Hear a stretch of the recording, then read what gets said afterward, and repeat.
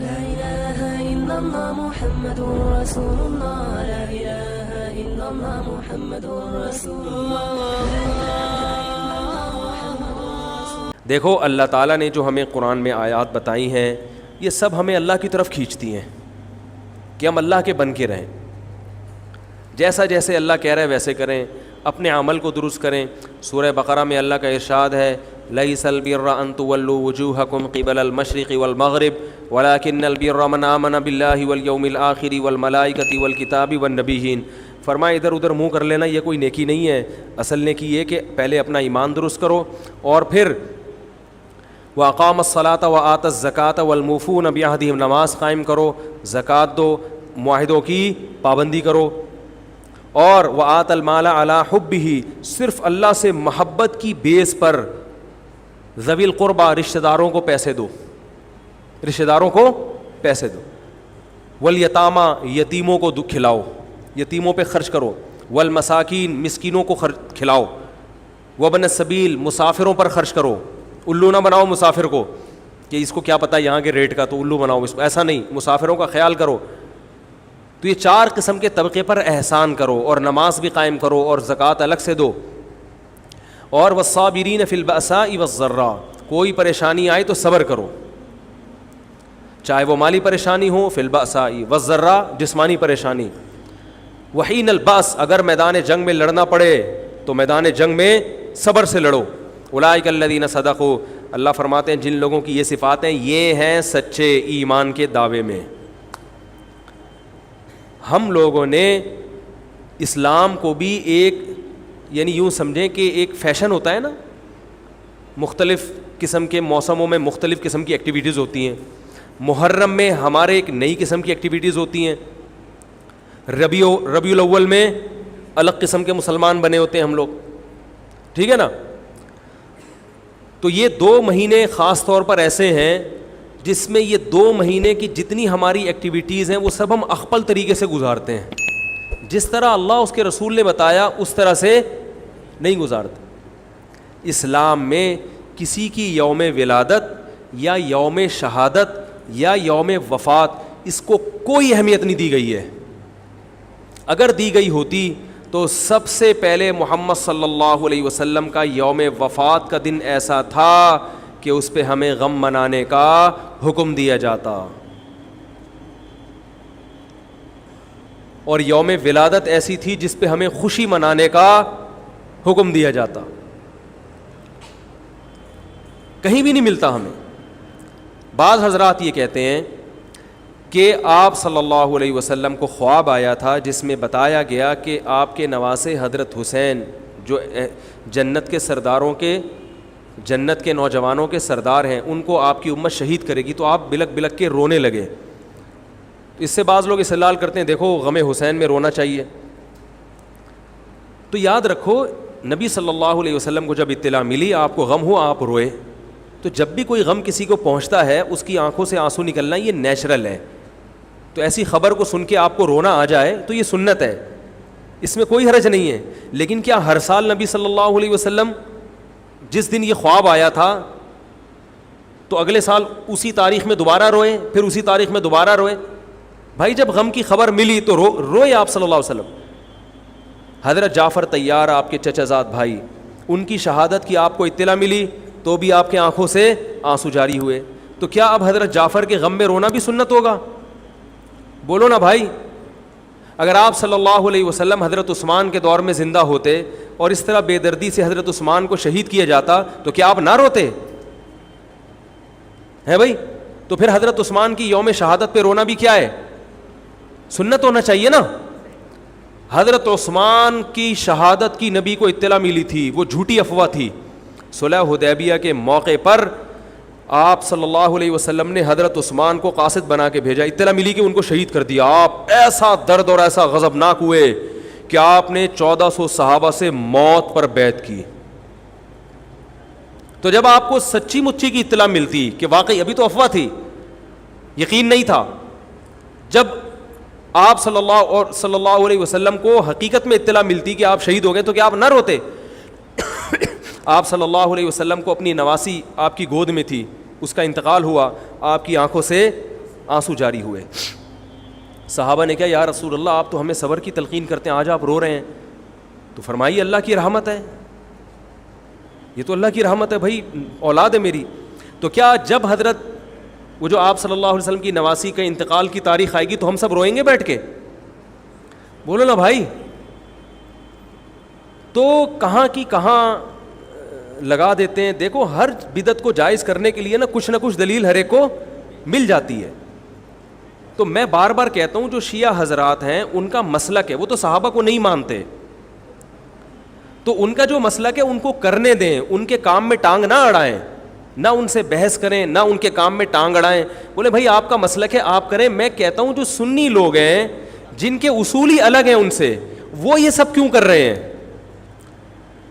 بھائی یا تو ادھر ہو جاؤ, شیعہ بن جاؤ. کس نے روکا ہے؟ کوئی گورنمنٹ کی طرف سے پابندی تھوڑی ہے, کوئی پابندی نہیں ہے. آپ شیعہ بن جائے کوئی نہیں روکے گا آپ کو. کوئی شیعہ سنی بننا چاہے اسے کوئی نہیں روکتا, کوئی سنی شیعہ بننا چاہے اسے کوئی نہیں روکتا. لیکن جب آپ سنی ہیں تو پھر آپ کو ان اصولوں پہ چلنا پڑے گا جو اہل سنت والجماعت علماء نے بتائے ہیں. اہل سنت والجماعت کے ہاں رونا عبادت نہیں ہے. ہاں آپ نے کسی دن کربلا کا واقعہ سنا, چاہے محرم میں سنا, ربیع الاول میں سنا, حضرت حسین رضی اللہ تعالیٰ عنہ کی ایک جو دردناک شہادت کا واقعہ آپ نے سنا, آپ کو رونا آ گیا, تو یہ عین ایمان کی علامت. میرے بیان اب ویڈیو ریکارڈ ہوتے ہیں, پہلے ریکارڈ نہیں ہوتے تھے, آڈیو چلتے تھے. تو میں نے 2 دفعہ زندگی میں پہلی دفعہ جب یہ واقعہ بیان سنا, بیان کے دوران میں بھی رو رہا تھا اور سننے والے بھی رو رہے تھے, نیچرلی آ گیا رونا. پھر دوبارہ میں نے یہ واقعہ بیان کیا, مجھے بھی رونا آ گیا اور سننے والوں کو بھی آ گیا. یہ نیچرل جو آ گیا. لیکن اگر میں اس لیے بیٹھوں کہ میں روؤں, آج میں پروگرام ہے باقاعدہ, بولو بھائی, رونے کا, اور آپ کو بھی رلاؤں گا. اور وہ محرم کا واقعہ میں اگر ربیع الاول میں بیان کروں گا تو رونا آ گیا مجھے. تو جو خود سے کسی کا واقعہ سن کے رونا آ جائے اس پہ پابندی نہیں ہے, بلکہ اہل بیت سے محبت کی علامت ہے. لیکن یہ واقعہ جب ہم نے بیان کیا حضرت حسین کا تو مجھے رونا آیا. بالکل اسی طرح رونا جب حضرت عثمان کا واقعہ بیان کیا تو بھی آیا. ظلم تو ان پر بھی ہوا تھا, کوئی کم تھوڑی ہوا تھا. بلکہ مجھے یاد ہے جب میں نے پہلی دفعہ نبی صلی اللہ علیہ وسلم کی سیرت پڑھی, بالکل چھوٹا بچہ تھا میں اس وقت, میری عمر 9 یا 10 سال ہوگی, اور وہ آپ صلی اللہ علیہ وسلم کی وفات کا واقعہ لکھا تھا. تو اتنے بچے میں تو اتنی سمجھ نہیں ہوتی, لیکن جب مجھے یاد ہے میں پڑھ رہا تھا تو مسلسل آنکھوں سے آنسو بہ رہے تھے. ایسا دردناک واقعہ نبی صلی اللہ علیہ وسلم کی وفات کا. تو وہ تو کسی کے بھی وفات کی خبر جب ہم سنتے ہیں تو نیچرلی رونا آتا ہے انسان کو. کبھی وہ انسان کوشش تو برداشت کرنی چاہیے. لیکن اب ہمارے ہاں واقعات سنا کے باقاعدہ رونے کے پروگرام ہوتے ہیں. یہ اسلام کی تعلیمات نہیں ہے, یہ اسلام کی تعلیمات نہیں ہے. کیونکہ اسلام میں صبر کا حکم ہے. جو خود سے رونا آ جائے نا انسان کو تو وہ ایک نیچرلی ہے. اور کربلا کا واقعہ صرف اس نیت سے بیان کرنا کہ تاکہ میں بھی روؤں آپ بھی رو, یہ غلط ہے. یہ اہل سنت والجماعت کے ہاں یہ اسلامی تعلیمات کے منافی ہے. سمجھ میں آ رہی ہے بات کہ نہیں آ رہی؟ اور کسی مخصوص دن کے ساتھ تو ویسے بھی خاص نہیں ہے یہ. اور ویسے بھی شریعت میں صحیح بخاری مسلم کی حدیث ہے, آپ صلی اللہ علیہ وسلم نے نوحہ کرنے والی عورتوں پہ لعنت, نیاحہ کہتے ہیں چیخنا چلانا. آپ کو پتہ ہے زمانے جاہلیت میں جب کسی کی میت ہوتی تھی تو باقاعدہ پیسے دے کے عورتوں کو رلوایا جاتا تھا, پیسے دے کے. آج بھی بہت جگہوں پہ یہ ہو رہا ہے, پیسے دے کے رلوایا جاتا ہے. تو نبی نے تو ان عورتوں پہ لعنت کی ہے جو فری میں روتی ہیں, پیسے دے کے نہیں, جو فری میں میت پہ روتی ہیں. اور چیخ چلا کے رونا تو ویسے ہی حرام ہے اسلام میں. میت پہ جب بھی نبی صلی اللہ علیہ وسلم روئے ہیں آپ کی آنکھوں سے آنسو, بس چیخ چلا کے نہیں روئے ہیں. حضرت جعفر طیار بھی تو اہل بیت میں سے تھے. جب شہید ہوتے ہیں آپ کی 4 جوان بیویاں بیوہ ہوتے ہیں, چھوٹے چھوٹے بچے یتیم ہو جاتے ہیں, تو ان کی بیویاں جب روتی ہیں تو گھر سے باہر آواز آتی ہے. آپ نے پہلی دفعہ سمجھایا جا کے کہ ان سے بولو اپنی آوازوں کو پس کرو. جب دوبارہ تو آپ نے فرمایا منہ پہ خاک پھینک دو جا کے. حالانکہ ان کا جو رشتہ حضرت جعفر طیار سے تھا وہ ہمارا نہیں ہے, ہم تو بہت دور کے ہیں. اہل بیت سے جو جتنا ان کی بیویوں کا رشتہ ہے اتنا تو ہمارا نہیں ہے نا. ان کو چیخ کے رونے کی اجازت نہیں دی. اور آج ہمارے ہاں کیسے ہوتا ہے, ہا ہا ہو چیخ رہے ہیں, پیٹ رہے ہیں.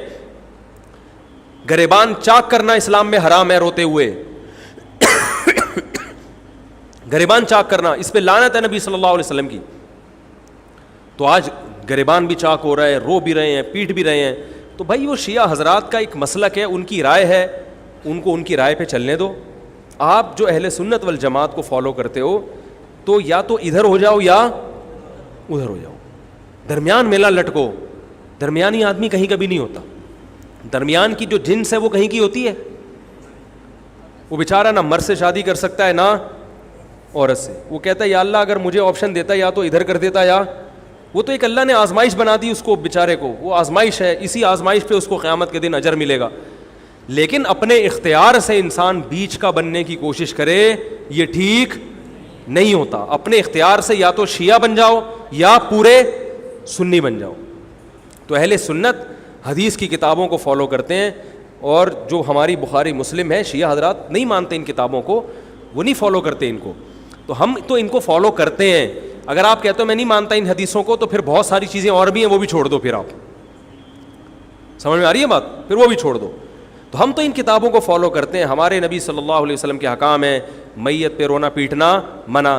جب حضرت حسین رضی اللہ تعالی عنہ کا قتل ہوا ہے کربلا میں, اور یقیناً یہ بہت بڑا بدترین ظلم تھا تاریخ کا, تو حضرت جو آپ کے اہل بیت جو باقی بچ گئے تھے ان کا کیا ری ایکشن تھا, جو صحیح اسناد سے جو چیزیں ثابت ہیں ان کا کیا ری ایکٹ تھا. کیا امام زین العابدین نے اس طرح سے نوحے کیے تھے کہ آپ نے سینوں کو پیٹا تھا؟ انہوں نے صبر کیا تھا انہوں نے. اور یہی اہل بیت کی شان تھی. تبھی تو قرآن کے الفاظ کیا ہیں کہ نیکی صرف یہ نہیں ادھر ادھر منہ کر کے نمازیں پڑھ لو, بلکہ والصابرین فی البأساء, جو پریشانیوں کے وقت کیا کرتے ہیں, صبر. تو ہماری نظر میں حضرت حسین کا قتل بھی ایک بہت بڑی ٹینشن, بہت بڑی پریشانی, مگر اس پر ہمیں صبر کا حکم ہے. اگر ہمارے اندر انتقام کی طاقت ہوتی تو انتقام لے لیتے ہم. جو بھی قاتلان حسین تھے ہمیں پتہ چلتا کہ یہ ہے, ہم انتقام لیتے ہیں ان سے. اگر انتقام نہیں لے, وہ تو چلے گئے دنیا سے اپنے ٹھکانوں کو, جو جس نے جہنم رسید ہونا تھا وہ تو جہنم رسید ہو چکا ہے. اور اللہ نے حضرت حسین رضی اللہ تعالی عنہ کو شہادت کی برکت سے جنت کے جوانوں کا سردار بنا دیا ہے. تو جس کا جو ٹھکانہ تھا, جس ملعون نے جہاں جانا تھا وہ چلا گیا. اب قرآن کیا کہہ رہا ہے, تلک امۃ قد خلت. جہاں بھی قرآن ایسے واقعات بیان کرتے یہ قوم تھی جو گزر گئی, لہا ما کسبت, جس نے جو کیا اس کا بدلہ ملے گا, ولکم ما کسبتم, تم اب تمہارے اعمال اللہ دیکھے گا. اعمال کا مطلب دیکھے گا جن چیزوں کو اللہ نے حلال کیا تم اس پر عمل کرتے ہو, جن چیزوں کو حرام قرار دیا اس سے بچتے ہو کہ نہیں بچتے, یہ چیزیں دیکھی جائیں گی. تو محرم کے ایک الگ, ہمیں محرم نبی صلی اللہ علیہ وسلم کی زندگی میں ہمیشہ آیا ہے, اس میں کیا احکام ہے. محرم میں آپ نے نکاح بھی کیا ہے, محرم منحوس نہیں ہے. محرم تو اشہر حرم میں سے ہے, برکت والا مہینہ ہے. اس میں جو کام کیا جائے گا اس میں برکت ہوگی. اس میں شادی بیاہ کریں گے اس میں انشاءاللہ برکت ہوگی. اس میں کوئی اور عبادت کریں گے اس میں برکت. نبی صلی اللہ علیہ وسلم نے محرم کی الگ فضیلت بیان کی کہ اس میں عبادت کا ثواب, محرم کے روزوں کا ثواب عام مہینوں سے زیادہ ہے. تو یہ سب ہماری شریعت کی تعلیمات ہیں. تو ہمیں ایک طرف ہو جانا چاہیے, ہمیں اسی کو فالو کرنا چاہیے. ہاں یہ وہ دور نہیں ہے کہ آپ دوسروں پہ جا کے انگلیاں اٹھائیں, تم یہ کیوں کر رہے ہو, یہ کیوں, بس چھوڑ دو اس کو. جو جب اس کو سمجھ میں آئے گی تو آ جائے گا, نہیں آئے گی تو 73 فرقے ہیں نا, تو یہ آپ تھوڑی ختم کرو گے, یہ حضرت عیسیٰ علیہ السلام آ کے ختم کریں گے. تو جو کام عیسیٰ علیہ السلام کا ہے وہ خود کرنے کی کوشش, بولو بھائی, مت کرو. آپ دیکھو کہ ان میں جو صحیح ہے اس کو فالو کرو, باقی بھائی جیسا کر رہے ہو. ہمارے پاس نہ کوئی پولیس ہے نہ کوئی پاور ہے. پولیس بھی ہوتی تو بھی کچھ نہیں کرتی. ہم اگر پولیس میں ہوتے تو کیا کر لیتے. فساد ہوتا ہے ان چیزوں سے. افغانستان میں جب طالبان کی حکومت تھی, او بھائی کون سی والی گھڑی صحیح ہے, میری گھڑی میں تو کیا ٹائم ہو رہا ہے, کبھی آگے چلیے. اچھا پھر ابھی بس اذان ہونے والی ہے, ٹھیک ہے بتا. تو کیا کہہ رہا تھا یار میں, وہاں افغان طالبان کی جب حکومت تھی 5 سال, تو انہوں نے بھی شیعہ کی امام بارگاہ کو ختم نہیں کیا تھا. سمجھ رہے بات کو, ایک حد بندی کر دی تھی, ختم نہیں کیا انہوں نے بھی شیعوں سے صلح کی تھی, مذاکرات کیے تھے. بھائی ٹھیک ہے آپ اپنی امام بارگاہ کے اندر جو آپ کی ایکٹیویٹیز ہیں آپ وہ کرو. حالانکہ کتنی پاورفل حکومت تھی, اس لیے کہ اتنی بڑی تعداد میں انہوں نے کہا بھائی ہم کیسے پابندی لگائیں, ایک پورا ایسے ممکن نہیں ہے ہمارے لیے. تو گورنمنٹ کے لیے بہت سی چیزیں ممکن نہیں ہوتی, پابندیاں نہیں لگا سکتی گورنمنٹ. تو جو طالبان نہیں ختم کر سکے, حالانکہ طالبان سنی مسلک کے تھے اور وہ شیعہ بالکل ایک, میں نے وہاں امام بارگاہ میں اذانیں بھی سنی ہیں, ریڈیو پہ اذان آتی تھی امام بارگاہ سے, میں نے خود سنی ہے کہ بھائی میں نے یہ کہاں سے آ رہی ہوں, افغانستان سے میں اس وقت اذان ہوں. افغانستان کا چینل اس وقت آتا تھا طالبان کا, اردو میں چینل, تو اس میں اذان آ رہی ہوتی تھی شیعہ حضرات کی. تو فرقواریت کا یہ طریقہ ختم کرنے کا نہیں ہے کہ آپ جا کے ان کو چھیڑیں, تنگ کریں. بھائی یہ بہت عرصے سے چلے آ رہے ہیں, چلتے رہیں گے. جو صحیح ہوگا اس کو حضرت عیسیٰ علیہ السلام نافذ کر دیں گے, جو غلط کو ڈیلیٹ کر دیں گے خود ہی. اگر ہم غلط ہوئے تو حضرت عیسیٰ علیہ السلام سب سے پہلے ہماری گردنیں اڑا کے ہمیں ڈیلیٹ کر دیں گے, ٹھیک ہے نا. اگر وہ غلط ہوئے تو ان کو ختم کر دیں گے. تو یہ ان کا کام ہے, آج کسی کے بس میں یہ نہیں ہے. تو میں یہ اس لیے کہہ رہا ہوں کہ لڑو مت, گالی گلوچ مت کرو, فیس بک پہ ایک دوسرے کے خلاف نیگیٹو کمنٹس مت کرو, کیونکہ ہم اختلافات کے متحمل نہیں ہیں. ہمیں بہرحال قومی سطح پہ ایک ہی بن کے رہنا ہے. پاکستان کے مقابلے میں جو ہمارے دشمن ہیں ان کے مقابلے میں ہمیں ایک بن کے رہنا. جہاں تک مذہب کا تعلق ہے, بھائی آپ کا مسلک اجازت دیتا ہے آپ کریں, ہمارا مسلک ہمیں اس کی اجازت, ہمارا مسلک ہمیں ماتم دیکھنے کی بھی اجازت نہیں دیتا. سمجھ میں آ رہی ہے بات؟ ہمیں دیکھنے کی بھی اجازت نہیں, ہم دیکھیں گے بھی نہیں. آپ کا مسلک ہے آپ کریں. تو لڑنا بھڑنا نہیں ہے. میں صرف یہ کہہ رہا ہوں کہ ایک طرف ہو جاؤ, یا ادھر یا بولو بھائی ادھر ہو جاؤ.